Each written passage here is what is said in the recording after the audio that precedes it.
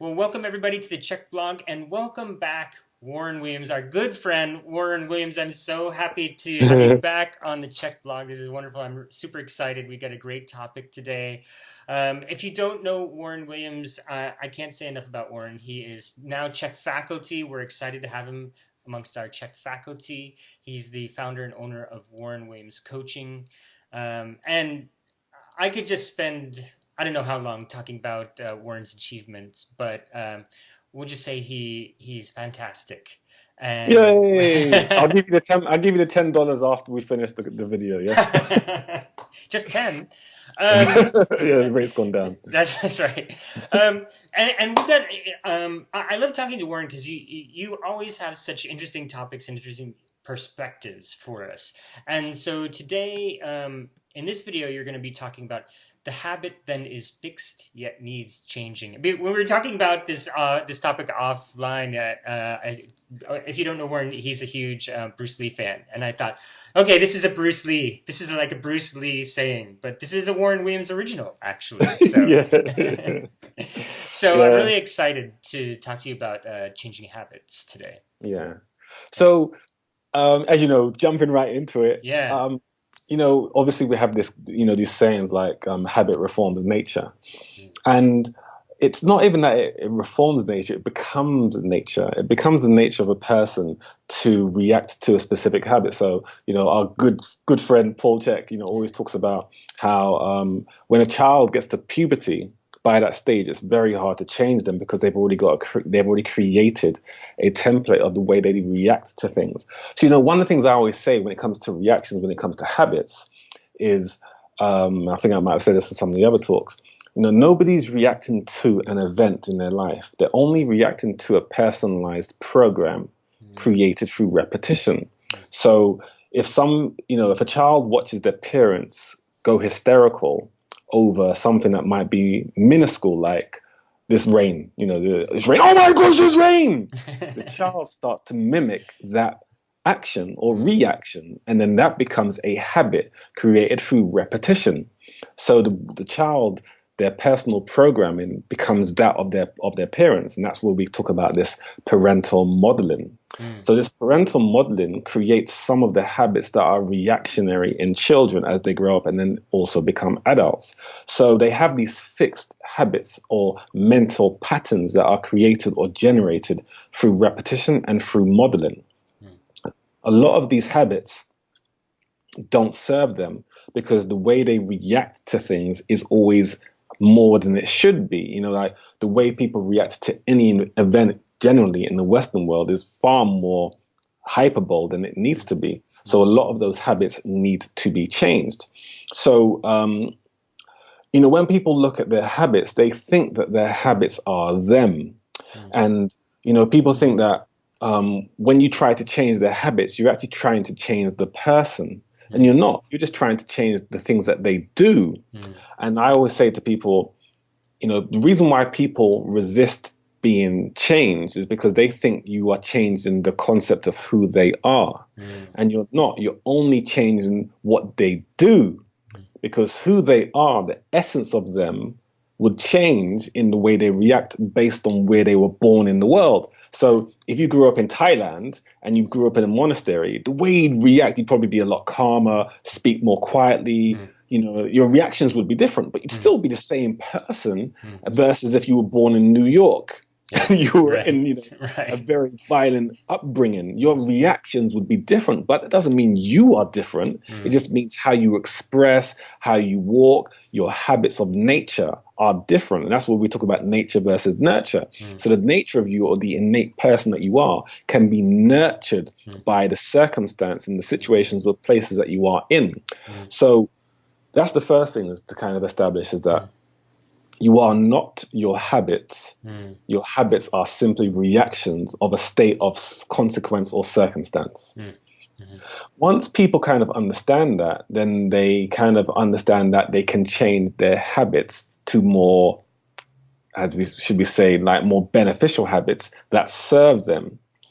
So a lot of the habits that we have are addictions because we do them all the time. We're addicted to these habits, and that's why people don't want to change them because they're addicted to the way they do things, even though a lot of those things are not serving them. Right. Such as road rage. You drive your car and every single time someone cuts you up in traffic, or you stop sharply because someone's driving slowly, it's a habit that you react to as to how you react to the incident. And sometimes those habits don't serve you, because you get out your car, you may shout at someone, you might get shot. It's not a habit that serves you. So what we're talking about is the habits that don't serve you, not the habits that are great, but the habits that don't serve you. And then we look at the term of addiction again, relating this to habits. We know that, the term, and, I learned this from Paul, when he said addiction by definition is any repeated habit that doesn't bring about a favorable result. So people are addicted to a habit such as smoking. That isn't serving them, but they keep doing it. And by definition, you cannot be addicted to something that's good, because if it was good, and this is again perception. Right. So by definition, you cannot be addicted to that, something that you think is good. So I'll correct it as that, something that you think is good. Because if you think it's good, you are not compelled to do it. You like doing it. Right. So if you're addicted to something you don't like doing and you can't help yourself, that by definition is an addiction. Yeah. So when we talk about the habit that needs to be changed, what we're talking about is negative actions or reactions that are habits formed through nature of circumstance and doing things over and over again as repetition. Yeah. And that's the kind of ethos of, what I'm trying to, convey today. Right. So if somebody starts martial arts, we love talking about martial arts and stuff. Right. Somebody starts martial arts and on day one, they're not a martial artist yet, and they start classes. Maybe in 5 years' time, they have become a martial artist. They've become a martial artist through the habit of doing martial arts. So the habit changes their character and the way that they react and do things as a martial artist. But the essence of them still hasn't changed. Suppose that same person from day one started swimming. Would they now be a different person because now they're a swimmer? No, they would be the exact same person. So my point here is to get people to understand that by changing your habits doesn't change you as a person, because that's where the resistance comes to when it comes to change. It's getting to understand that first of all. Yeah, and that's what I was going to ask. Is fear of change, fear of changing? Yeah, is that their essence? They're who they are. Yeah, and it's not. It's just changing how they do things, because that's the first major step to getting people to stop smoking or stop drinking alcohol or start eating organic. It's questioning their psyche's idea of the concept of who they are. And again, who they are is attached to what they do. And I think that's such an important point. And so I'll say it again. Who they are is attached to what they do, and that's what they think. Whatever I do is who I am. And that's the habit that needs to be changed. So when we look at the model of change, we look at these 6 stages of action. So the 6 stages of action when it comes to a habit, or forming a habit, or breaking a habit, are the 6 stages. So the first one is pre-contemplation. So pre-contemplation, and I'll use a smoker to kind of tie this in. So pre-contemplation is somebody who doesn't even think about the consequences of smoking. So they're at a stage of before the stage of even contemplating. And then the next stage after that is contemplation. So that may be they know someone in their family or a friend who may have died from smoking. So now they're like, And the stage is contemplation. Right. So they may be thinking, maybe this smoking thing isn't a good idea after all. And now we move to the third stage. The third stage is preparation. So they've contemplated and they've thought about it to the point where they say, you know what, I need to prepare myself to actually do this. So they may go to, some association, Smokers Anonymous, or they may go and get Nicorette patches, or they may look into vaporizing. So they're preparing themselves. And then the fourth stage is action. They do what they've prepared to do. And when they're at the stage of action, they're actually creating a new habit. And because it takes a certain amount of time, 21 days to make, it takes them a certain amount of time to create this habit that feels natural to them. And then once but they're constantly mindful of it. They have to keep thinking about it every single day because it's new and it's not a natural habit. So they have to keep thinking about it. That's the fourth stage. And the fifth stage is continuation or maintenance, some people call it. And the maintenance stage is you continue doing the habit that you started. And eventually they get to the point of the sixth stage, which is termination, because they no longer need to have it as a conscious thought. It's now subconscious because it's reactionary. And now you formed a new habit, but that new habit is now positive because of choice. So we kind of liken it in like a record, the olden day records, where to create a song, you put a groove, you start creating grooves in the record, and the grooves make enough grooves, it creates a sound, and then enough sounds, it creates a tune, and enough tunes, it creates an actual song. So it's creating an impression in your mind. So you start making the grooves, and eventually over time, you fill the grooves in, and then it becomes a song that you play. And that's the repetition of the mind. It creates that song that you can play. So, most people are, and, again, I learned this from Paul, most people, as we know, are in the stage of negative thoughts. But those negative thoughts are habits. It's a habit that needs to be changed. So, and reason why most people are in negative thoughts, and this is something that, Paul was teaching, is because their cells they're in a fear stage. And their cells are constantly sending fear to their body. And the reason why is because it's trying to get them to become self-aware enough to change. So the body sends fear signals to them, which are negatives. It's, fear is a negative thing to force you to become self-aware enough to make a change. So the fear signals are being interpreted by the person, but being ignored. So they stay in a negative state. But if they become self-aware of those negative fear signals, then it creates why am I scared? What am I scared of? Okay, I'm scared of that. Right, I need to do this to change that. But they don't. So they just stay in that fear stage or stay in that negative mindset. So, in that sense, fear becomes something good. And, something powerful about fear, which again relates back to habits, is, I heard this about a year ago, where you got two different acronyms for fear. Forget everything and run. Forget everything and run, or positive, face everything and rise. I like that. Yeah. So the fear signals, if they are interpreted correctly, it's face everything and rise. What's going on inside me? What am I so scared about? Face it, make a better choice, a better habit to reform the nature of how I do things, or the nature of the beast. So negative thoughts create positive actions if interpreted correctly. So, people see obstacles in their life as challenges that they cannot overcome. But if you see it as an obstacle that teaches you something or a lesson, then the pain teacher comes along, to educate you as to making a better choice. And, like Paul says, the pain teacher always arrives to show you what you're doing unconsciously. So the unconscious things are habits, because in order for something to be a habit, you don't have to think about it. It just happens. So it's unconscious. And as Paul says again, if you don't like what's happening in your life, think about what choices you're making unconsciously. And again, it's unconscious, so it must be a habit. If it wasn't a habit, it wouldn't be unconscious, because you'd have to constantly be thinking about it. But it's just a habit for you to do something. And most of the time, as we know, most people in the Western world are predominantly negative thought related, which is why 90% of their thoughts are negative. So that's why it's the habit that needs to be changed. So, and another thing about that is self-awareness and self-realization. So whenever people get to the stage of self-awareness of a specific habit that is not serving them, or an addiction that is no longer serving them, one of two things happen when it comes to the self-awareness. They either grow, which means they change in a positive way, or they go into further denial. The only two things that can happen. And in order for you to go into further denial, you have to become so much more ignorant in order for you to go further into denial.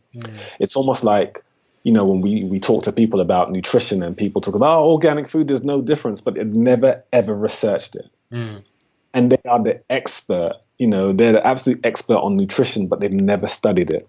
And they say, don't be silly, organic food is far more expensive, there's no difference. And you say, have you done any research? No. Here's some research for you to read. And if they start to read it and it questions their idea of what they think is right, they have to ignore it. They've been faced with the truth, and the only way they can stay in their own habit to keep them comfortable is to ignore it. And they have to become so good at ignoring it So Yeah. they go further into denial to deny the truth of what they saw. And the statement ignorance means to ignore the fact. Mm. you Yeah. know, Yeah. you're Right. ignoring something that you know is true. So Mm. again, it's another mental habit that is no longer serving you. That's why it needs to be changed. Yeah. Yeah. Mm. So, gosh, there's a lot going on in there. I wonder. We've talked about the six steps for change, right? Yeah. I just all of this makes sense. I'm wondering. So I have a habit I want to. Suppose I have a habit I want to change, whatever it is, right? Mm. The it seems like the question then is, I think a lot of people can, once they get past that pre-contemplative stage, right? They know that Mm. there's something going on. They know that there's something that's needed to change, but change seems like those old habits have a gravity, right? And as you start to try to wear the grooves and make the new habit, right, that Mm. keeping your foot on the gas pedal becomes harder and harder and harder, right? Mm. Whether it's because right, you worry that you're changing yourself, or your old habits feel comfortable, or whatever it is, that it's really hard process, regardless of whether it's a sort of small habit or a big habit. And so how do you sort of coach your clients through that sort of gritting it out, right? That Mm. I have to work on this for weeks at a time to establish it as a habit, and while I'm doing that, the old habits are kind of yanking on me. They're calling to me. They're trying to drag me back. Mm. Mm, Yeah.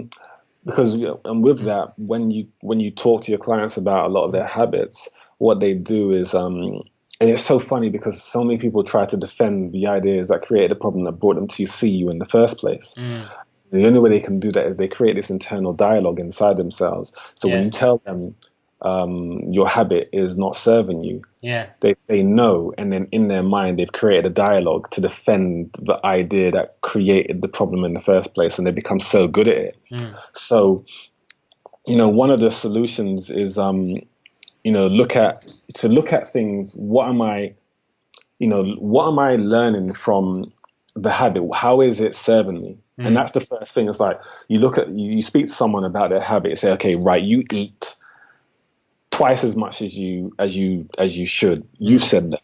mm, Okay, how is that? What's that doing for you? And so what I do is I get them to take a journey with what we call the crystal ball. And you mm, say, the choice that you're making today that you feel is not serving you, that you feel is too hard to change, give me 5 years time. What's your life like now? mm, And so they get to this. The point is, you got to get them to the point of self-realization where they realize it's their choices that are bringing about a reality. So you say, if you continue to do what you've always done, you continue to get what you've always gotten. Another Paul mm, checks. mhm, So if you do this habit that you feel is not serving you, which is why you came to me in the first place, where do you think you'll be in 5 years' time?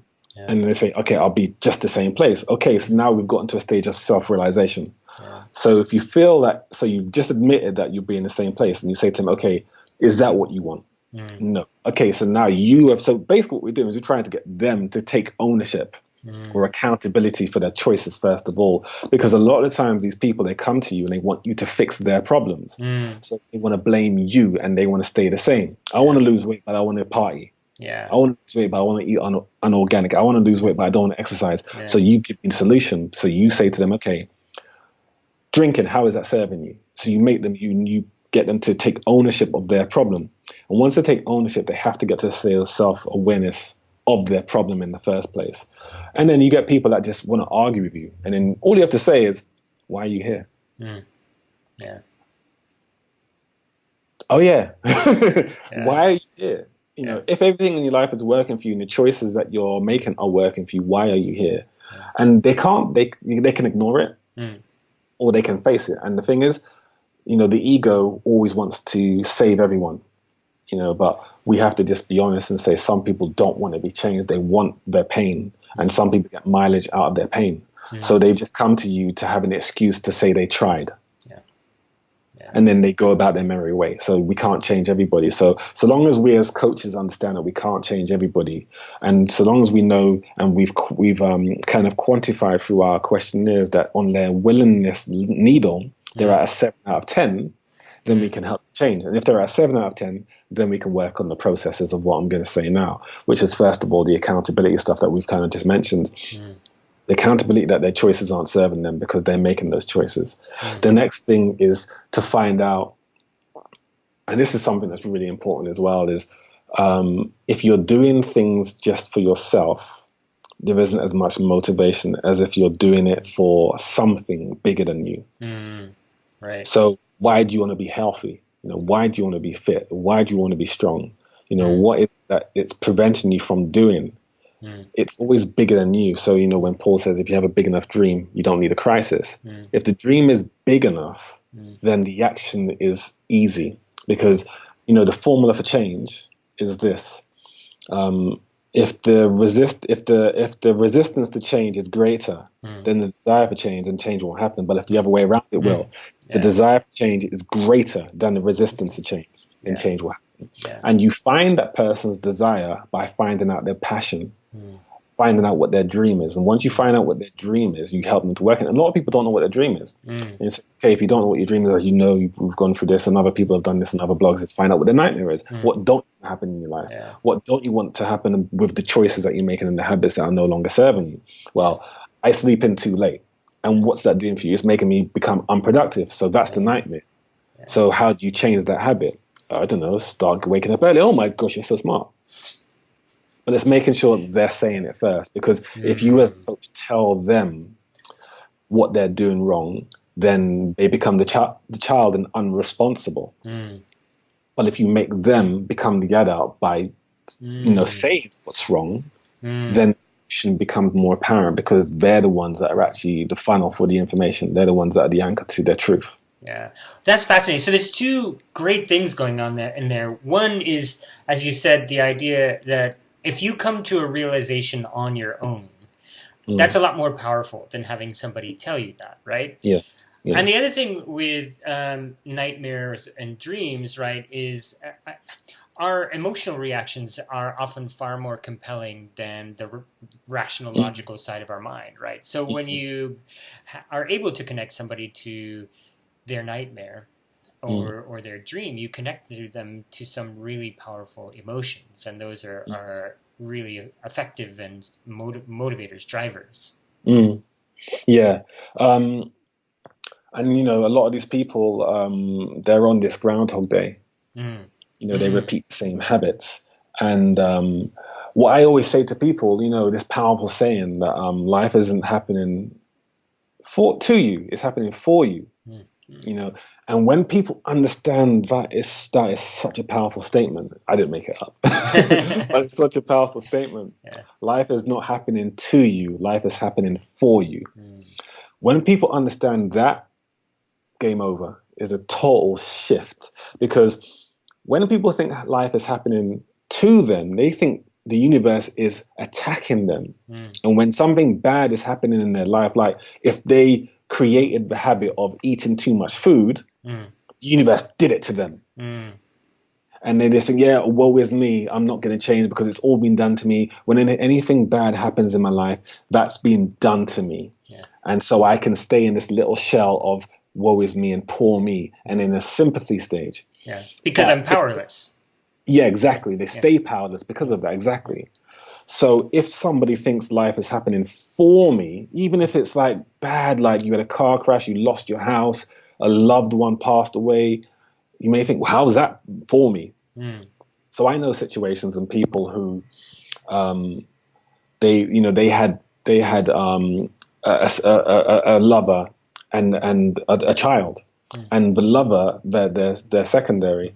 And I don't mean secondary as in lower than them. I mean second partner, second person in the relationship. They would do most of the housework, or maybe looking mainly after the child. And that person passes on, and then now they're lumped with the responsibility. And the circumstance is incredibly painful and bad. But if they switch it and think, okay, what am I learning from this? How is it a process of something's happening for me? What it's forced you to do is upgrade and become so much more productive in your life, to earn more money, to become better at time management, be a better father or mother to that child. So that's where it's happening for you. It forces you into a stage of growth. That's the part of life happening for you. So if you're struggling financially and you've never made ends meet and you blame the situation, then you stay powerless, like you said. But if you say, what am I doing wrong? What am I learning from this lesson? Then it's happening for you. And you say, okay, I need to upgrade my software to overcome the circumstances that are happening in my life. Yeah. And when people see that and they realize that life is happening for them and every challenge in their life is to teach them something, a lesson for them to overgrow and to conquer, then they become better. And then they realize that the habits that were holding them back, that were putting them into financial ruin or putting them into unfulfilling relationships and all that sort of stuff, that habit needs to change in order for them to be fulfilled and grow and to create a habit of success and, happiness and all that sort of stuff in their life. So, once they kind of understand that, that's the paradigm shift to you or for you. And then they realize the habits that they are creating that were the to yous are no longer serving them. They have to embrace the for yous. Yeah.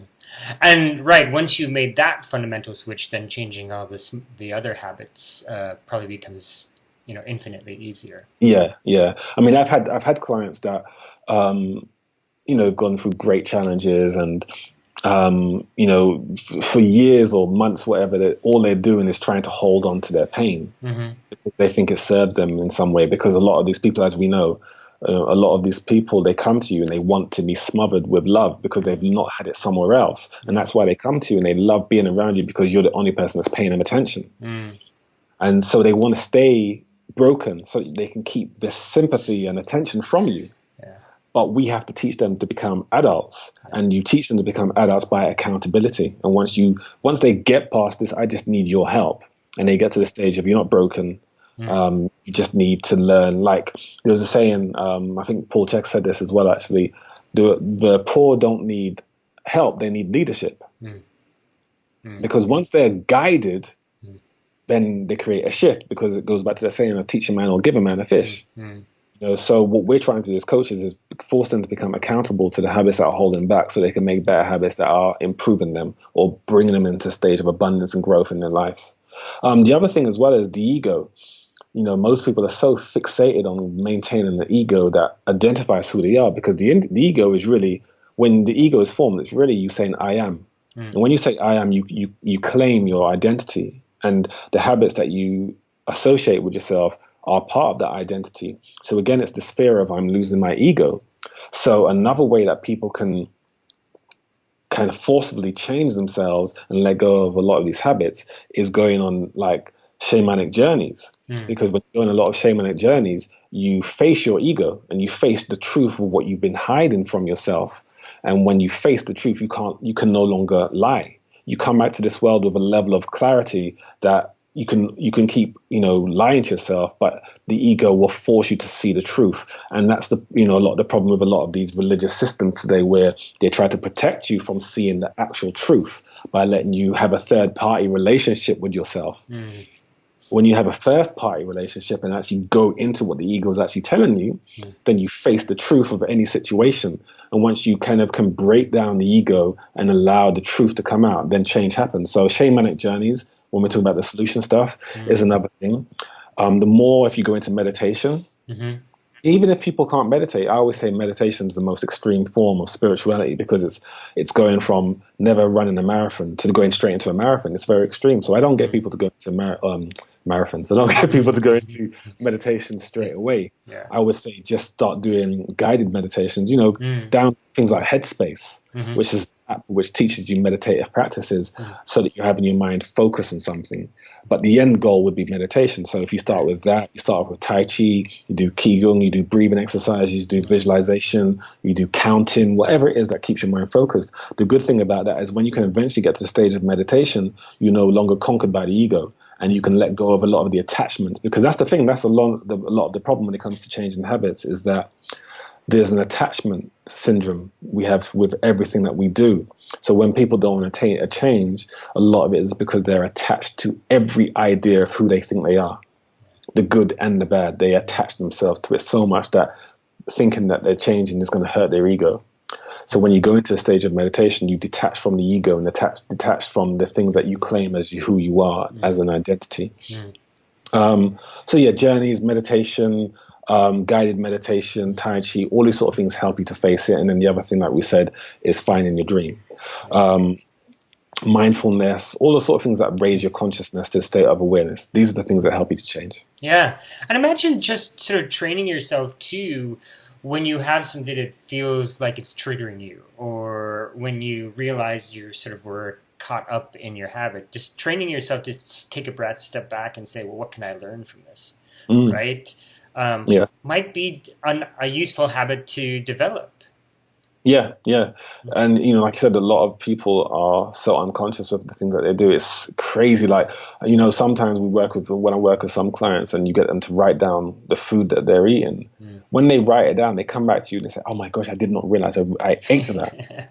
Sometimes they don't even know they're buying certain things. Like they'll say, "I didn't realize I ate chocolate bars called such and such," because they just walk in the shop and I'm going to the seventh aisle, Yeah. pick it up. Yeah. I'm going to the ninth aisle, pick it up. Yeah. And they don't realize. And sometimes when you get them to write it down, they say, "Oh my gosh, I ate 7 packets of crisps a day." Mm-hmm. They didn't even realize they did it. Like I had a client who was, she was 22 stone. And in 6 months, we got her without any cardiovascular exercise, aerobic cardiovascular exercise at all. We got her down to 14 stone in 6 months. Wow.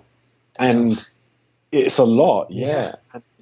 When I got her to do her food diary, she came back to me and she was eating 10 packs of crisps a day, but she didn't know Wow.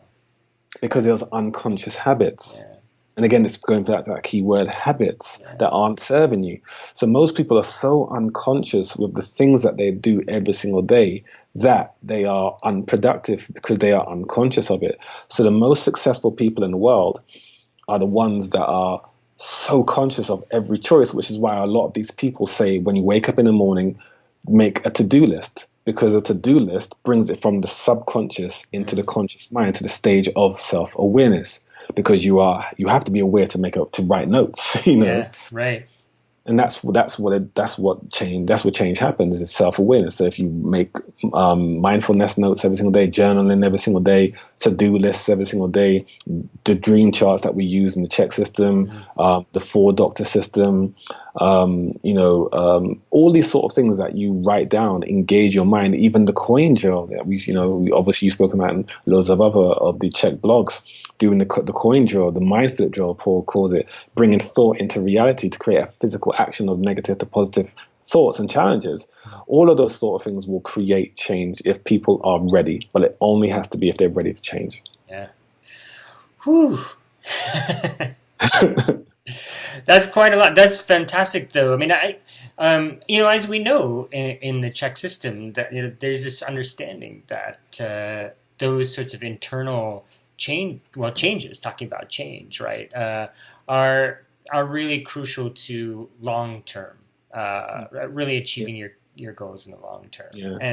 And that's what everybody really wants, right? Because it's like with weight loss, right? This whole yo-yo that people go on, right? It's because I think a lot of times there hasn't been that internal grappling with change and accepting change. Yeah, and that's the thing. People think that I always say people think that we're evolving because we've got iPhones now, but we're de-evolved because we're unconscious now. But if you give an animal, like if you give a cow chicken, it won't eat it because it's consciously making the choice to eat grass.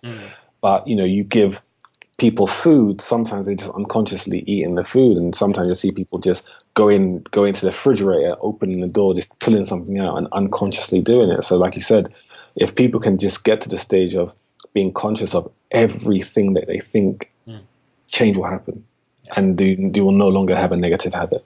Yeah, becoming conscious. Yeah.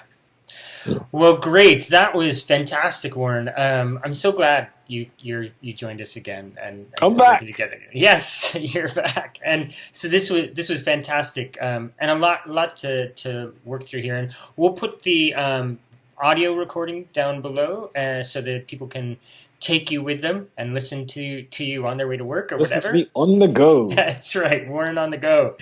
And I invite everybody to do so because if you listened all the way through, then this is wonderful stuff. So thanks so much, Warren. Thanks for having me once again. I'm so glad to be back in the presence of James. Wow. I'm blushing. Well, we're gonna do another video here soon too, where we'll talk about success versus fulfillment, and I think this is another really important topic, and folks are gonna get a lot out of this one too. Thanks a lot, guys. Yes, good. All right. Well, we'll talk again soon, Warren. Thank you.